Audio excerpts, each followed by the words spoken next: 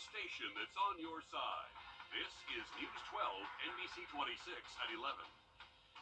Good evening. The case of a missing toddler in Savannah made national news. Now the family is dealing with yet another loss, a deadly hit and run in our area. Authorities are still trying to find the remains of missing Savannah toddler Quentin Simon. Police say his mother is the only suspect. And now the story turns back to Burke County, this time on the child's father's side. Hallie Turner in the studio with us tonight with the latest connection to our area. It's another tragic turn, another death in the family. This time, it's baby Q's grandfather, now the victim of a crime. He was just killed by a hit-and-run driver in Burke County. Wednesday morning around 7:20, Burke County deputies responded to a pedestrian fatality near the community of Girard. They found a man dead in the road. Burke County deputies say the victim had a flat tire and may have been walking towards his home. Investigators say he's 61-year-old Henry Dale Moss Sr., his daughter confirming he's the grandfather of missing Savannah toddler Quentin Simon. Henry's daughter Nicole didn't want to speak, but released a statement saying he was the most loving father you could have. He helped me raise my daughter, and his grandkids were his heart. Nicole says baby Q's parents, Bubba and Leilani, lived with him for 5 months until they split and Leilani took the baby away. That's Henry there on the right. His death adds to a string of loss for the family. His 2 children, Nicole Heron, there in the middle, and Bubba Moss Jr., there on the left, lost their mother to an illness 10 days ago. And 18 days before that, Bubba Jr.'s son, Quentin, went missing in Savannah. Law enforcement say Bubba is not a person of interest in his son's disappearance, and he's avoided the spotlight. All eyes are on Quentin's mother, who police consider is a prime suspect. I'm here, I've been here every day since this. I am not running and I'm not hiding. And if something does come up that I am at fault, I will take myself to that police station. Her criminal history begins in Burke County. An incident report from June of 2020 shows Leilani was charged with first-degree burglary after she broke into her neighbor's camper and stole $50. At the time, she tried to pin it on Bubba Moss Jr., but later pled guilty. Henry Moss Sr.'s death has been turned over to the Georgia State Patrol, and his daughter Nicole tells me the family won't rest until they find the person who hit him and left him for dead. Burke County deputies are offering a reward for information leading to who killed Henry Moss. And hopefully they'll get some closure on that just as that investigation just takes off. Hallie, thank you for that. To weather now as we check in with Wrdw in just about 10 minutes. New at 11, 10 people indicted in federal court as part of an Augusta area drug trafficking conspiracy. As you can see here, the suspects are from Augusta, Grovetown, Rennes, Kite, and Swainsboro. Federal investigators say it's connected to a larger scale drug trafficking prosecution. They say the operation involved a conspiracy to transport and distribute large amounts of methamphetamine and heroin in both Richmond and Emmanuel counties. Each defendant facing a conspiracy charge that carries a maximum penalty of up to life in prison. The official list of candidates running for office just yet. Richmond County deputies asking for your help tonight, finding a missing man. Austin Sullivan last seen Monday near Fairway Drive. His family says Sullivan may be suffering from mental health issues. So if you have any information on where he might be, call the Richmond County Sheriff's Office at the number there on the screen. These 2 people wanted in Burke County just for questioning in an aggravated assault case. Tabitha Bartlett and Caleb Lord, known to be in the Augusta area near Bennick Mill Road. Contact the Burke County Sheriff's Office with any information about those 2. A South Carolina neighborhood in Blythewood targeted with some pro-white flyers. The flyers including a symbol associated with a Nazi party printed right there on them. The flyer offering information on a pro-white group called Southern Sons. The FBI releasing a statement saying in part it investigates activity that is a federal crime, but they cannot start an investigation based on someone's First Amendment rights. The reality TV star Tiger King, also known as Joe Exotic, now spending time behind bars in Atlanta in federal prison. And he's not very happy about his conditions there. In a post on social media, Exotic says Senator Ossoff and Warnock, Senate candidate Herschel Walker are all lying to Georgia voters because, quoting here, the animals at the zoo are living better than your loved ones in jail. Exotic serving a 21-year prison sentence for his role in a murder-for-hire plot and violating federal wildlife laws. She's the young woman who disappeared in the desert on a road trip with her boyfriend. The family of Gabby Petito just filing a lawsuit against the Moab City Police Department. They're seeking $50 million, claiming police negligence led to Gabby's death. But we feel we need to bring justice because she could have been protected that day. There are laws put in place to protect victims, and those laws were not followed.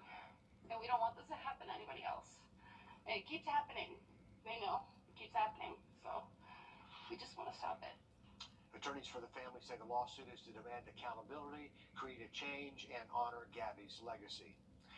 Pfizer studying a combined COVID and flu vaccine. Pfizer and its German partner announcing the first person has received a dose in phase 1 of this new trial. The shot contains Pfizer's updated COVID booster and its flu vaccine. The booster targeting the original COVID strain and 2 Omicron subvariants. Moderna also developing a combined flu and COVID vaccine and another combination vaccine targeting flu, COVID, and RSV. The CDC has some new guidelines for doctors prescribing opioids for patients. The agency just updating its prescription guidance for the first time since 2016. The CDC has 12 new recommendations for doctors and patients, including advising clinicians against abruptly discontinuing opioid prescriptions or rapidly reducing a patient's dose. They also recommend clinicians consider other therapies for common types of pain instead of sending opioids to the pharmacy.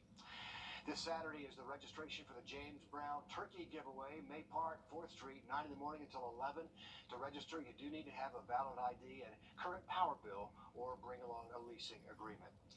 Members of the Richmond County Sheriff's Office started their day today attending Dads on Duty at Jenkins White Elementary School. You can see the deputies there standing outside greeting students as they arrive to school to begin their day. Well, looking dry heading off to school for our Friday, but into the weekend, rain chances back into the forecast. Have an update for you just after the break. And also ahead, finding a car can be a challenge, but experts say making a deal when buying a car, that's the real challenge. That story and more after the break. Responsible for the content of this advertising. With supply chain disruptions, finding an affordable car has been a challenge. Prices, though, are starting to come back down, but experts say the rules for making a deal are changing. Jake Ward with that story. When we visited this California Toyota dealership a year ago, this van was the only new car they had, and someone had just bought it. Do you think they ever test drove it? My guess would be no. Today, Keith Hernandez has a few more cars on the lot, and the good news for anyone in the market for a new ride is that prices nationwide, while up from a year ago, are cooling, down an average $574 from their peak in July. But at Hernandez's dealership, the best buys are across the street. Why do you have so many used cars right now? So great question. Mainly for those that don't want to wait the 6 to 10, 12 months. New cars are still so scarce, there's a waiting list, and dealership profits off each vehicle have soared since before the pandemic. Or what we're finding is we can sell, a few cars less per month, but make twice, 3 times as much. But these used cars cost the dealers money, and they are eager to get that money back. The increase in inventory is giving buyers some opportunity. Now we're starting to see some return to normalcy. So it is getting slightly better, but we're not talking about, 2017, 2018 conditions in which cars are plentiful and discounts are everywhere. So how do you get ahead of the pack? Find out what your current car is worth. Some used cars are actually increasing in value. Lock in your loan rate before the Fed drives it higher. And make a realistic budget that includes repairs, fuel costs, and inflation. And remember, because used cars are so hard to come by, the one you own makes you irresistible. To a dealership, that kind of customer that comes in with a trade-in today is twice as valuable. Jake Ward, NBC News, Walnut Creek, California. To other now as we head outside. Corolla. Lease a new 2022 Toyota Corolla LE for just $229 a month for 36 months. Toyota, let's go places.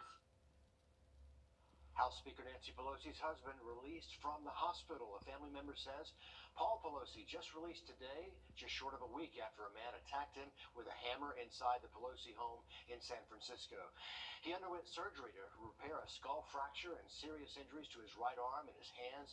The attacker is facing state and federal charges, including attempted murder, residential burglary, and threatening a public official.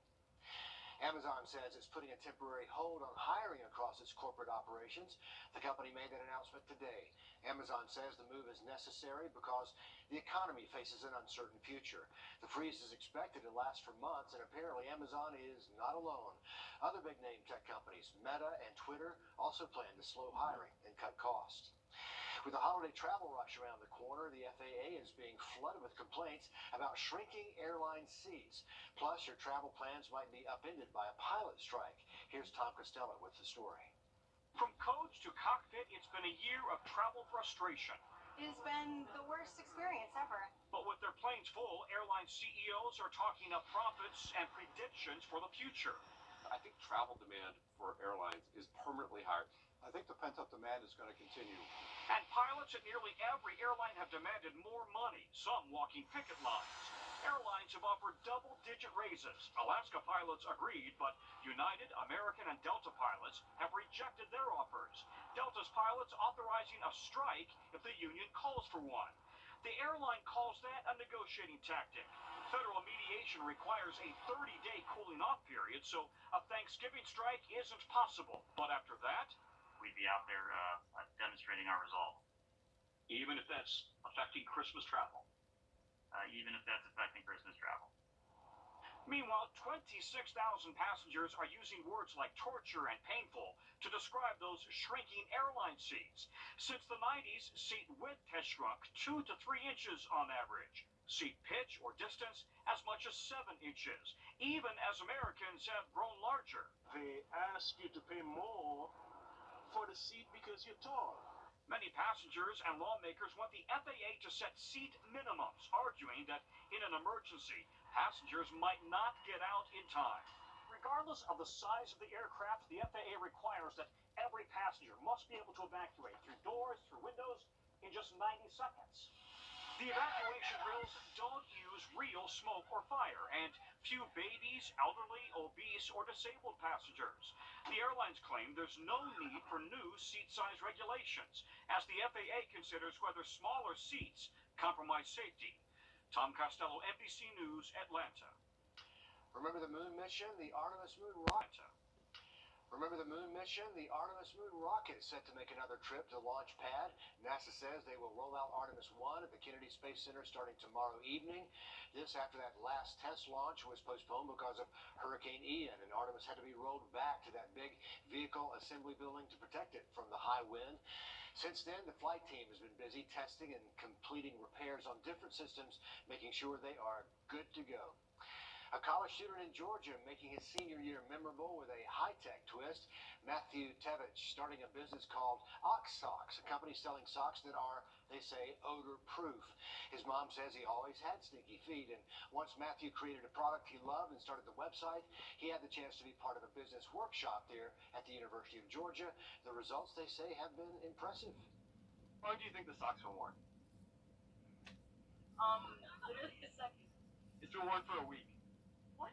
How long do you think the socks were worn for? Oh, I'd say it's new. It's been worn for a week. Oh my gosh. They say the socks are sweat-wicking, tear-proof, and apparently odorless. He may be onto something.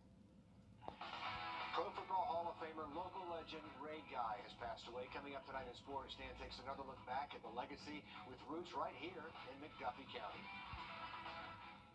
Tune in tomorrow night for the playoff edition of Under the Lights. Every week we break down the most important stories and the biggest games from around the season. Lost a legend today who has ties to this area, the NFL. Make sure to tune in tomorrow night for the playoff edition of Under the Lights. Every week we break down the most important stories and the biggest games from around the CSRA.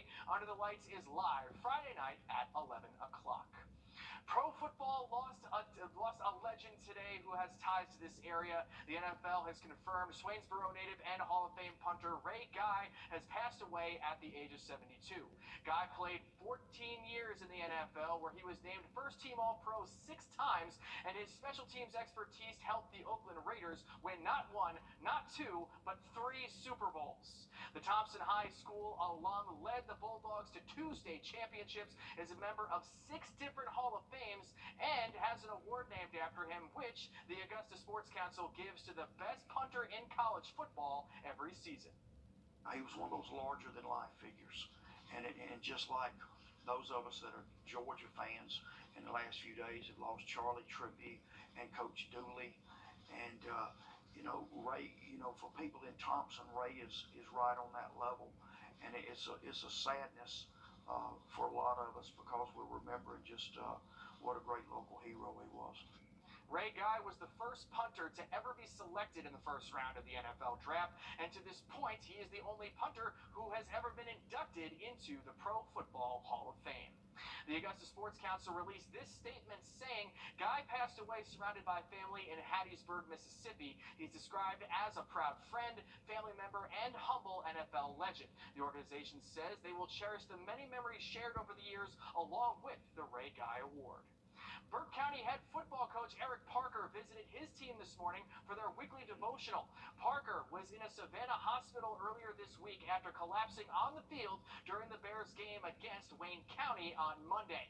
Coach Parker says he's resting and taking medication. The Burke County's final game of the regular season is tomorrow night at Southeast Bullock. That's it for sports. Riley, take it away. All right, thanks for that, Dan. Glad to know Coach Parker is doing better, and best of luck to Burke County out there tomorrow night. We've got a big game this weekend in Athens, 3:30 kickoff right here on WRDW.